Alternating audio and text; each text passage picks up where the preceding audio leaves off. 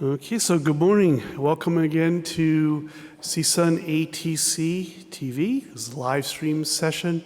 Very excited to have some very close colleagues and friends with us this morning. To my left, we have David Sloan from TPGI, Laurie Samuels from NBC Universal, and Jerry Marcus down in the end from NBC Universal. Let's give our attention to them as they speak on the theme, Organizational Accessibility and Maturity, a tool for supporting accessibility and maturity growth. Hopefully everyone can hear me. Good morning and welcome. Thanks so much for coming. We're excited to just share a little bit of our journey in building accessibility maturity at NBC Universal. And so we'll go ahead and just get into that. Just to let you know, the slides will be available online. There is a QR code, but we're also sharing them through the CSUN link. So feel free to check the slides out later. I'm Laurie Samuels. I'm the Senior Director of Accessibility at NBC Universal. I've been there about 4 years now, and I will pass it to my colleague Jerry to introduce himself. Awesome. So my name is Jerry Marcus. At the time I did the maturity model, I was the Senior Program Manager for Accessibility, and it was a gig opportunity. And I'm currently a process engineer at Comcast, and I'll pass it over to Dave. Hi everyone, I'm David Sloan. I am Chief Accessibility Officer and Practice Manager of User Experience at TPGI. I've been with TPGI almost 11 years now and supporting organizations building accessibility maturity has been a big area of interest almost since I started, so it's been great to work with Laurie and Jerry at NBCU over the last couple of years, I guess, figuring out how to build self-sustainability and accessibility growth. Okay. So just briefly, we're going to just talk a little bit about what maturity models are and how they apply in accessibility, how they can help us as a framework to build the capacity to achieve accessible outcomes in the digital space. Discuss a little bit some of the challenges to keep in mind if you're looking at utilizing a maturity model yourselves.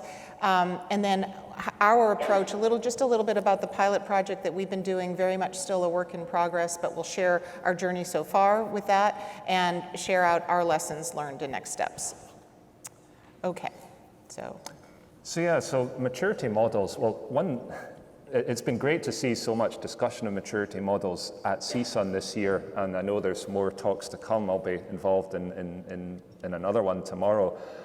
So it's obviously a topic that's become more prevalent in accessibility discourse, but just to kind of step back a bit, what are maturity models? Why do we have them? You're taking away the accessibility word from a maturity model. These are tools, frameworks originating in the early days of the software industry, really to help organizations trying to become more predictable, more consistent, more controlling of their software development process, turning it from something that was a craft and this kind of very ad hoc approach to building technology to something that's more manageable and beyond building the tools, looking at the overall processes and practices that surround them. Since those early days, maturity models have expanded and specialized across industries and functional areas, including accessibility. And they're generally pretty complex. They encompass multiple dimensions, looking at things like skills, like skill and knowledge levels of organizational commitment and culture, business processes, sustainability, all building these different dimensions into a single framework. And they're really intended to help organizations assess where they are currently, where they would like to be in the future, and implement a pathway to that desired future state. So when we think about accessibility, there are a number of different dimensions of organizational activity and practice that influence digital accessibility. Obviously, the processes through which digital tools are built, the knowledge and skills of all the stakeholders involved in that design and development process. But then we look more broadly. We look at things like support for disabled customers and employees, culture, how does the organization perceive accessibility more generally, governance, what frameworks are in place to ensure that accessibility objectives are achieved, that accessibility requirements are met.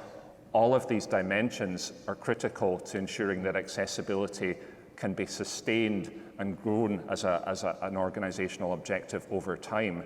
If one or more of these dimensions is lacking, then the chances of other dimensions sustaining their growth and maturity may be at risk.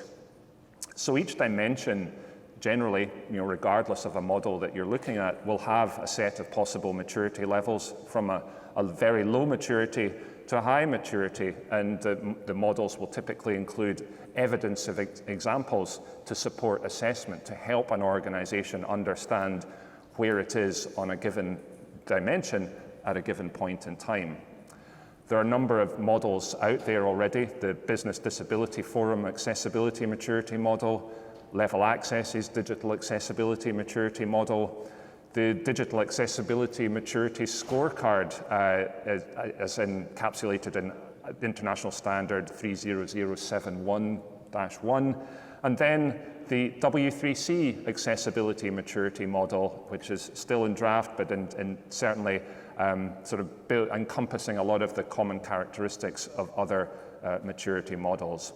So on the next slide is a graphic outlining in a very simple term effectively a slice of the W3C accessibility maturity, and this slice sort of illustrates the various levels of maturity of accessibility that an organization might be for a given dimension, from level 0, inactive, where there's no awareness or recognition of the need for accessibility, to a launched level where an organization started but is very ad hoc and inconsistent in what it does, to level 2, integrated, where there's a roadmap in place, there's something more strategic in terms of understanding what we need to do to move forward, and then the optimized level where accessibility is incorporated into the whole organization's behavior, it's consistently evaluated, actions are taken on those outcomes, and accessibility becomes a driver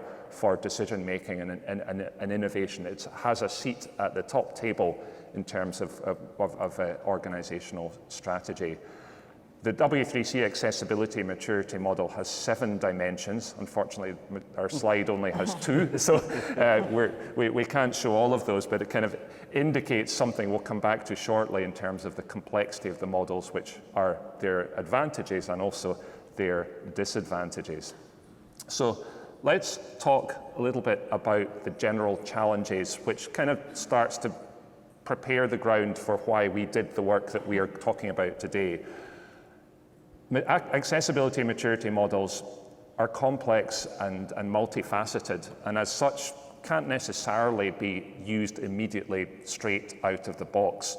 You need to adapt to your organization's unique structure and culture and goals. Maybe it relates to the sector that your organization operates in, its business activities. And depending on who you are and your relationship to the model, you may need to consider which dimensions you focus on. How much time, how much authority do you have to apply this model and understand where you are at the minute? Maybe based on where you are within the organization, it's really only appropriate to focus on selected dimensions. Then there are questions about who gets measured, how much of the organization, who's involved in the current state phase of maturity mapping. Is it organization or enterprise-wide? Is it specific to a business unit? Or is it specific to a product team? Again, a maturity model could be applied at many different levels of granularity of organizational setup. Who does the measuring is another question, and how is that measured? And that's something we'll come back to later in this talk. And then, once you've measured current state, how do you turn that current state understanding into actionable, effective recommendations for change and transformation? So all of this to say, assessing current state, generating and implementing a strategy for advancing maturity requires a lot of time, it requires expertise, and it requires resources. And as we all probably know, those things don't necessarily grow on trees. We may need to compromise.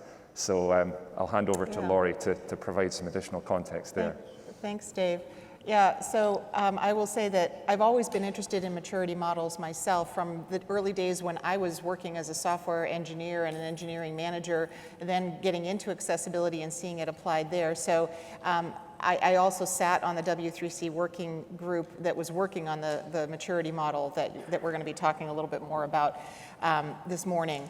And again, what I find is that it's a really interesting academic problem, but when you try to kind of apply it into a living, breathing business that in a complex organization that's large, you really have to be thoughtful about how you want to approach the considerations of dimensions and what we're focused, who gets measured, as we kind of mentioned just earlier. So we'll kind of give you a little bit of an inside view of what we did at NBC, what we're doing at NBC Universal.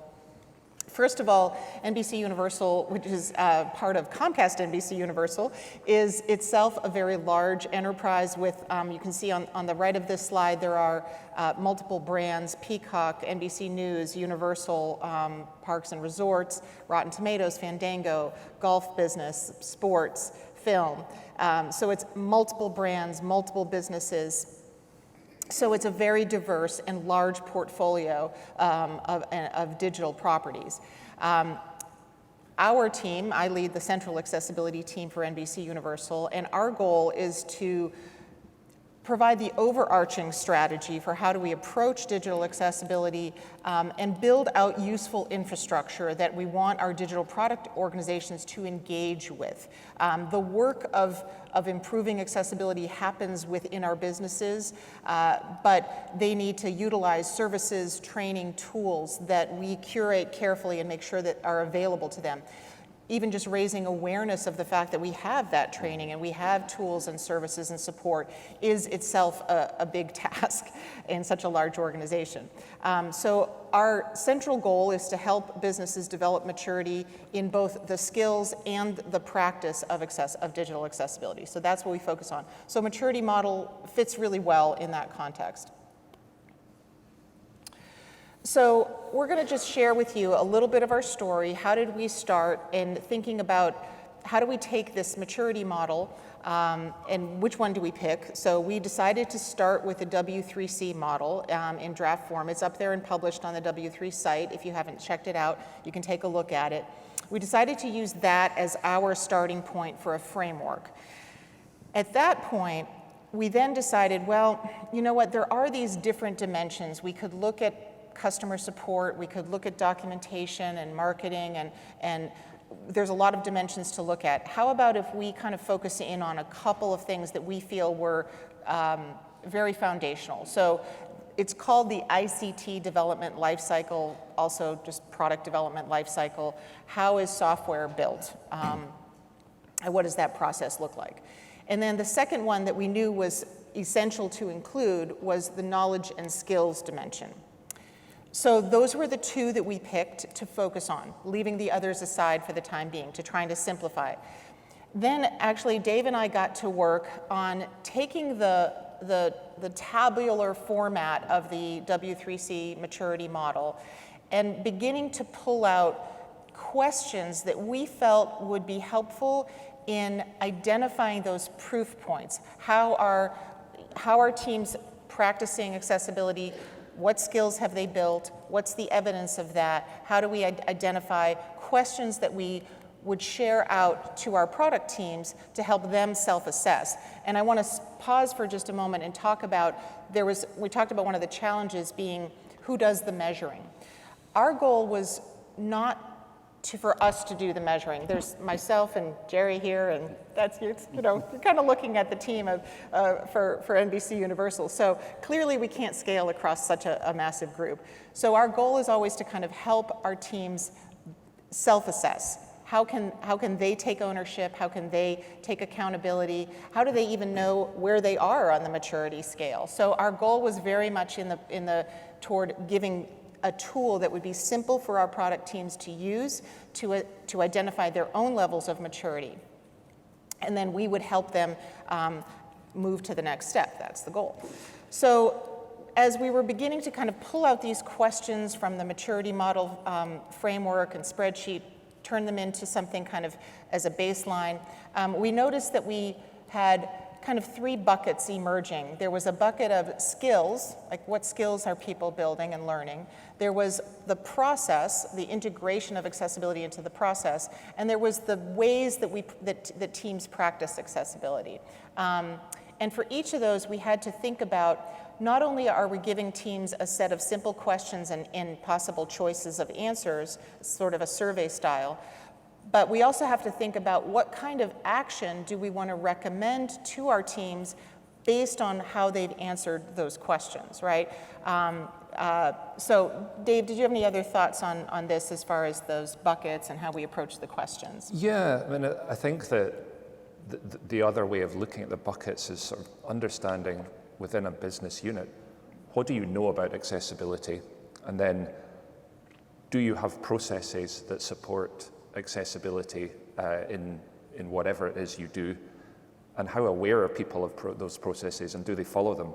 You know, it's all very well having a process written down, but if nobody knows it exists or nobody follows it, then that's not a high level of maturity. And I think the other challenge that we'll sort of come back to a few times was just figuring out, when we started drafting this tool, are the questions we're asking people, are people able to answer those questions? You know, as an accessibility specialist, I might write a question that I think is going to help provide me with useful information, but if somebody's new to accessibility, do they even understand the question I'm asking? So that was a challenge, and I definitely, you know, in early days, the refinement of this approach required a lot of adjustment to the questions, which seemed very, very, you know, logical to me, but not necessarily to everyone who we wanted to use the tool. And as we were building those questions, we also wanted to be very practical.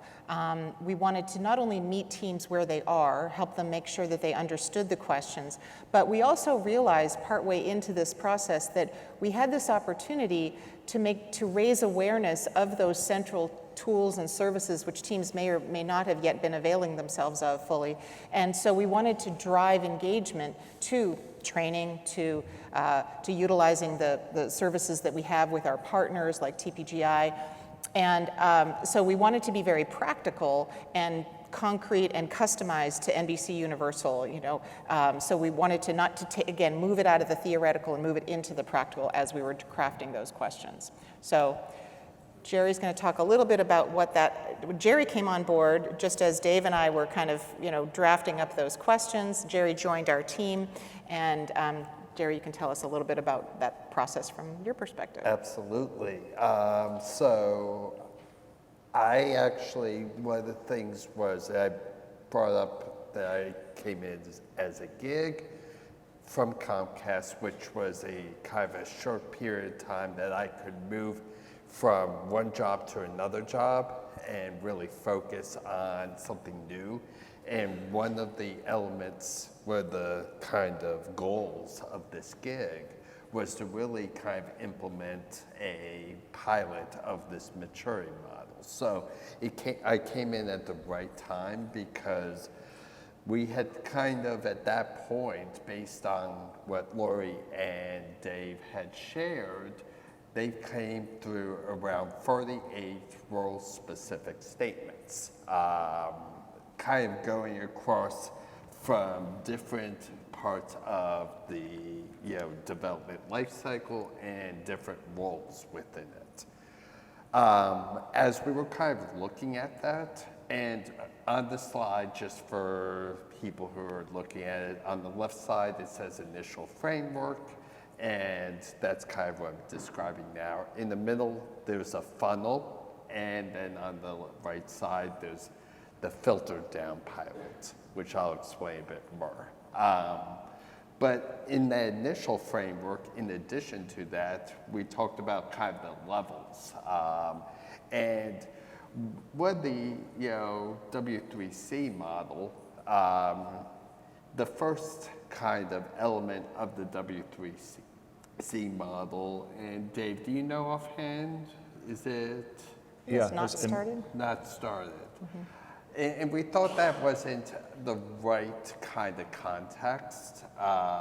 And so in the initial framework, we talked about initial.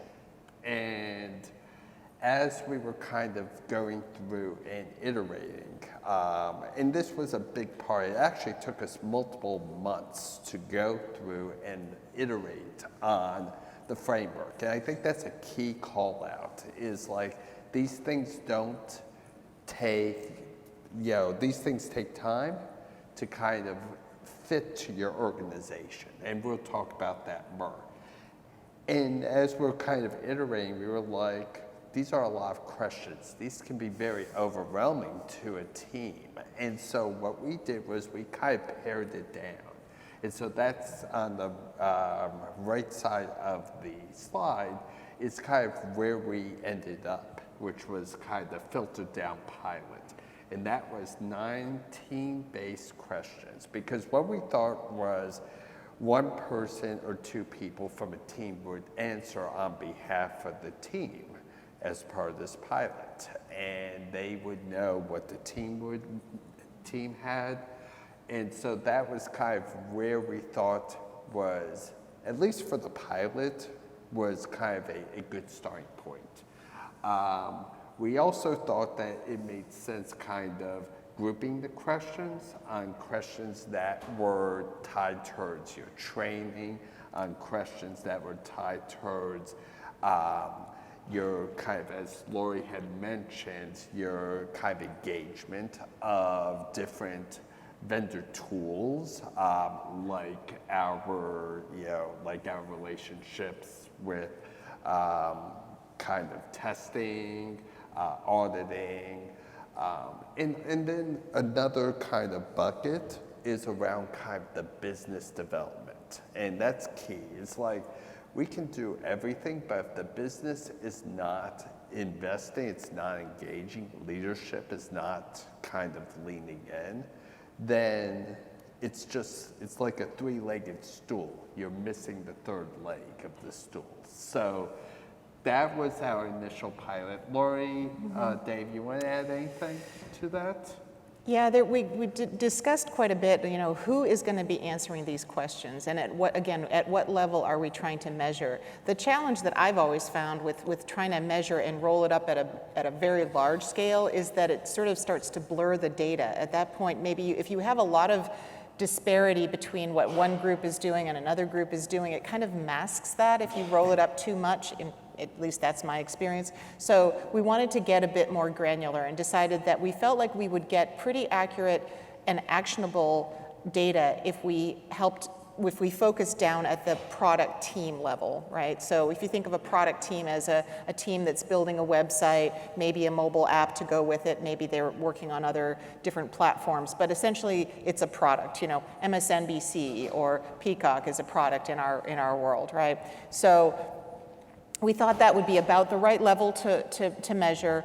And again, as Jerry said, we basically looked at essentially 2 categories. Are you utilizing the central accessibility team services? And on the second side is your business demonstrating that it understands it's accountable for operationalizing that work? So Dave, any other thoughts on this one? Yeah, I think for me, I had ideas for recommendations based on each question, but they were pretty generic. They didn't have the business knowledge that Laurie and Jerry were able to provide, so that had to be a partnership. If you ask somebody a question that helps them decide we're at this level of maturity, then the recommended action for helping them move forward might be to engage with one of NBCU's vendors to do usability testing, for example. If that's the question was, we never do this, we don't know how to do it. There's a specific recommendation that's relevant to this organization and the resources it has available. And this is something, again, that I think has been a recurring theme in CSUN talks so far, is providing people with advice that is as specific and as relevant to the context they're operating in as possible, rather than giving them kind of generic advice that might sort of understand the principles, but then say, well, what do I do with that knowledge? So Yeah, that's why it had to be a partnership there, and I think it was effective. Yeah, excellent. Yeah, and so as kind of once we landed on the lists of 9 kind of defining metrics, we built the kind of a wireframe to test out how the end users, so that would be whoever was kind of filling out the form, what they would fill out, and really kind of like what happens when they submit.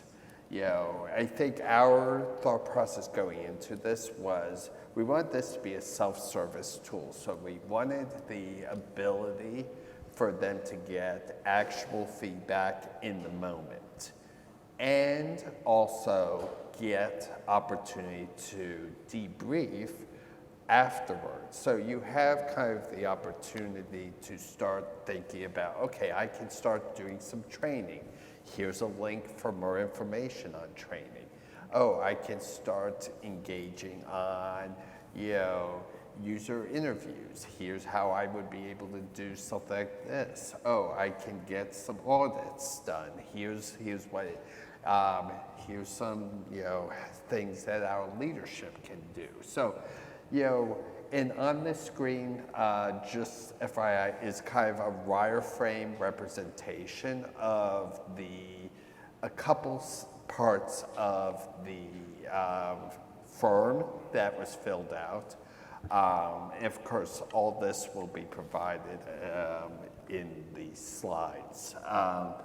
And so in that, we really wanted to kind of think about, with this iterative process, how the end user was using. And in doing this, we actually identified the tool that would be used. It's a workflow tool called KISSFlow, and it allows for a public-facing firm to fill it out.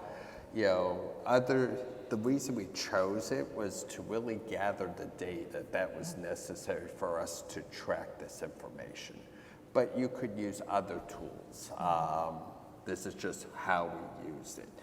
And then we iterated, we tested it, and we got to the point we were ready to unveil it. Lori, Dave, you want to add anything? Yeah, so again, we just found that some of the basic survey tools, which is the way you typically start a self-serve, maturity model questionnaire, is some type of form you put out and people are going to answer questions. A basic survey wasn't quite going to give us what we wanted in terms of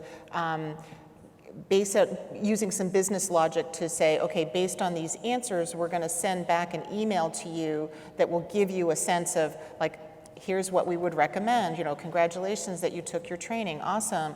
Now, have you considered doing more usability testing, or do you come to our office hours? Things like that. Again, that practical information. So we wanted to have a tool that would just give us a little bit more of that business logic capability, and that's why we picked KISSFlow. We had a little bit of engineering help from Jerry's team, and then we had to think about, again, we also had to think about matching up the question, the answers to the questions with the kinds of responses and templates that we would send back in an email. So that was another part of the design process. We further simplified just a little bit and dropped out optimized because, frankly, we're just not quite there yet.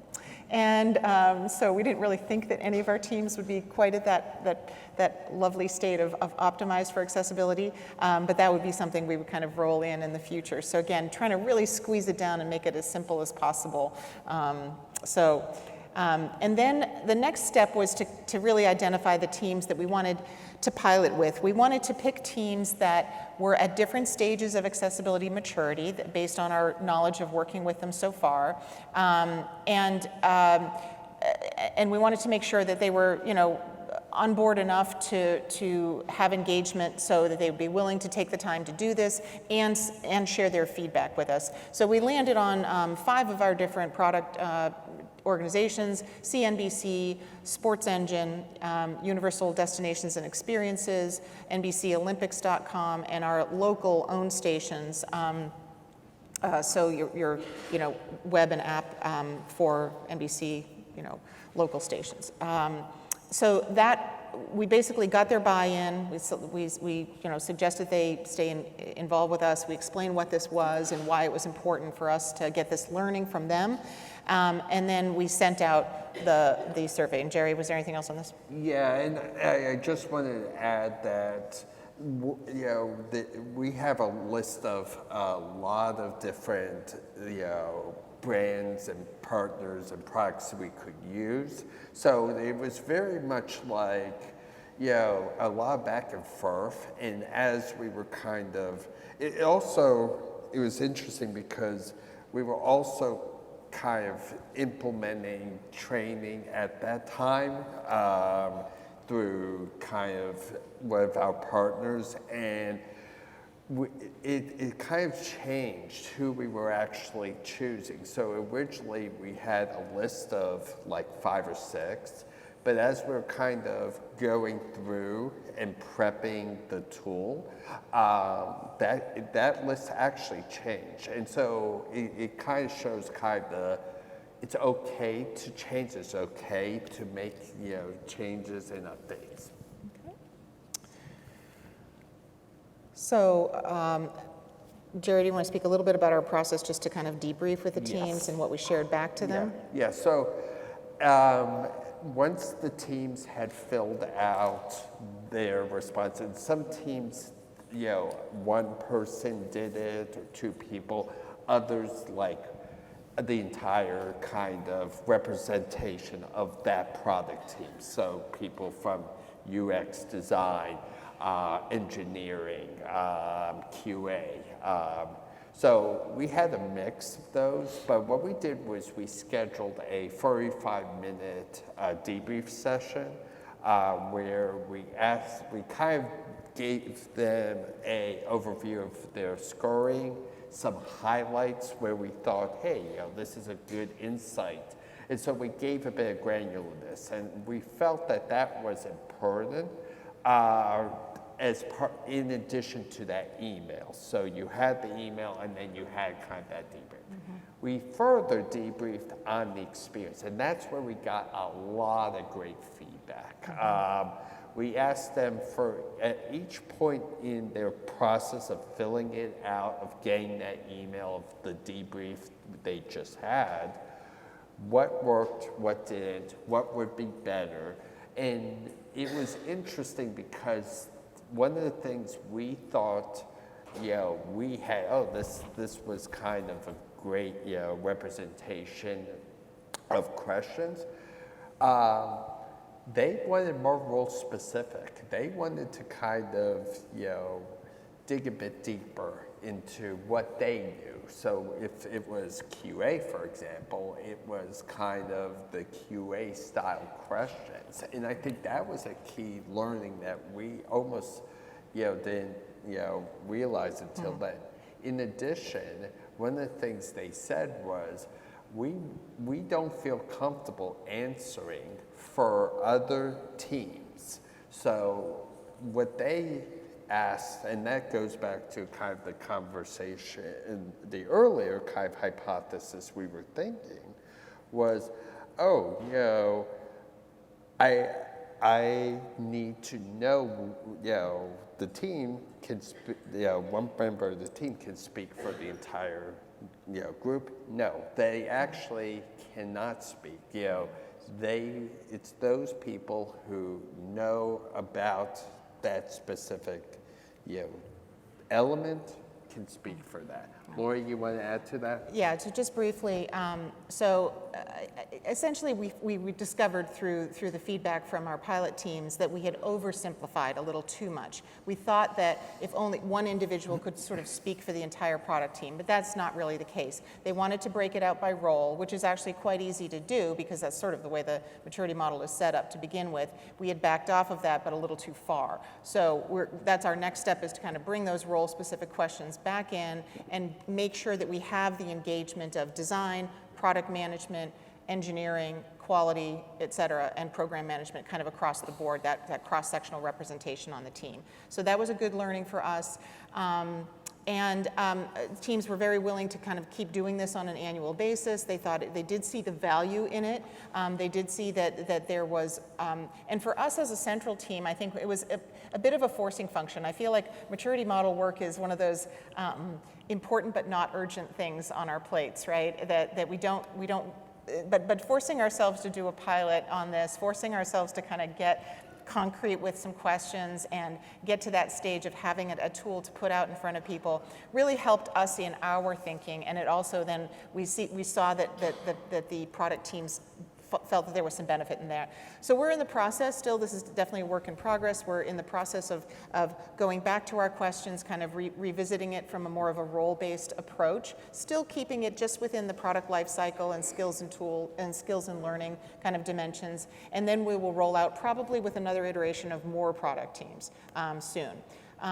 So switching over to, and I just want to be mindful of time, what to think about. If you're interested in this topic and you're thinking about what you might do in your own organization, I think the thing is to have some clear goals when you get started, right? If what are your specific goals with respect to a maturity model in your organization? It's definitely okay to break that down into a subset of maturity. You don't need to look at it all at once. I think define the scope that you're interested and the units of the organization that you want to measure. What level are you focusing on? Do you want to get a broad brush approach, or do you want to kind of hone in on specific parts of your organization? There are different ways to do this. There's certainly not just one approach. We were biasing towards self-assessment because it made sense for us, but there's absolutely the approach of kind of sitting down with product teams or different members of your business or organization and kind of leading them through a discussion of this. That can work really well too. Which approach works best for you? What can you scale effectively? Think about the data that you're going to get back from this process. What is the data, and what can you do with it? How do you score?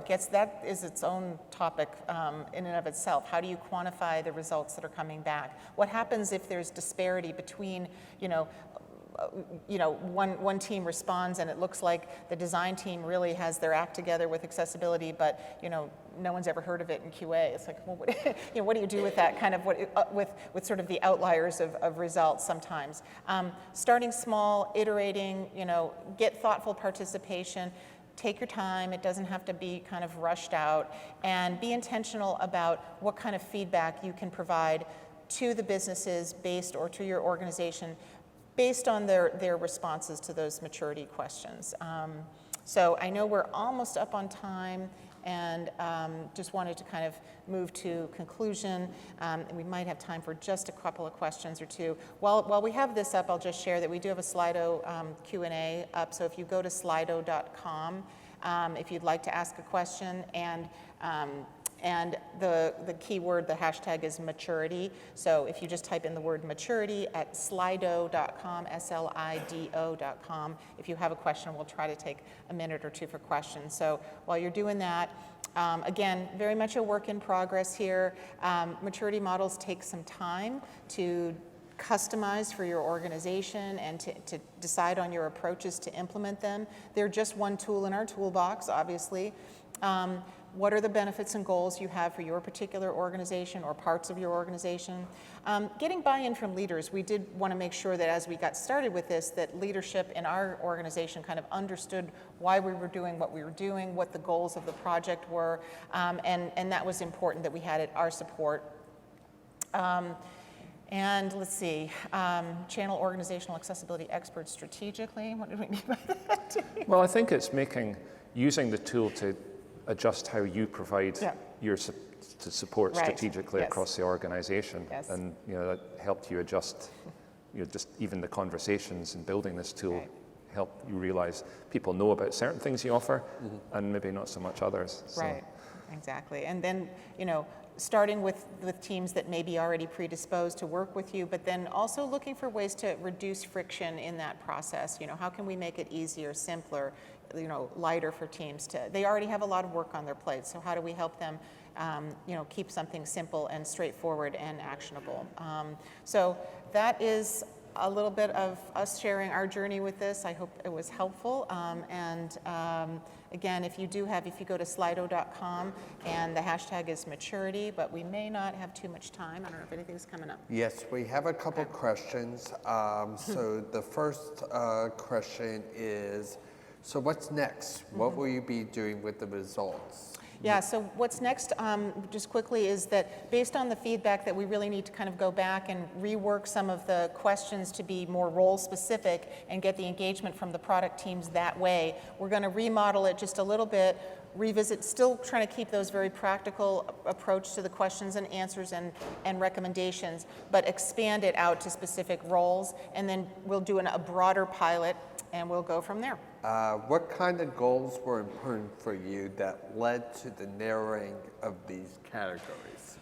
Well, people who have ever known me know that I'm a big believer in shrinking change and making it as simple and as easy as for people to get started with accessibility as possible, and also that they have a good experience with it. So I think it was really just to try to keep it as simple as possible. Again, I think we oversimplified, and then we have to expand back out just a little bit.